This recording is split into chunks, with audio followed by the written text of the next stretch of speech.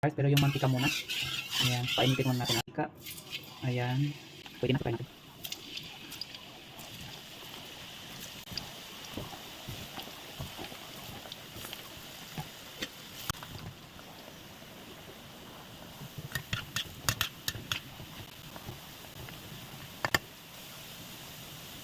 Okay.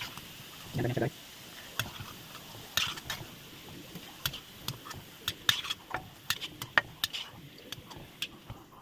Ayan, so, okay. So, isit aside muna natin ang ating French fries. Ayan. Okay, so i-mix naman natin ay i-fry natin ang garlic with the minced pork. So, bawang.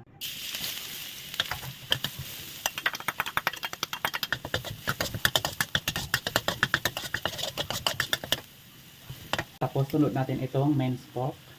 Na-marinate ito sa light soya sauce at saka white pepper.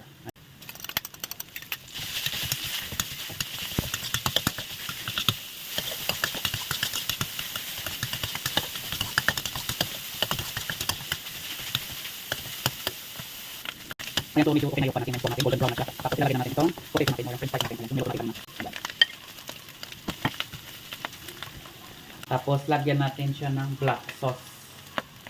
Para makulay dyan. Tapos makaluan natin.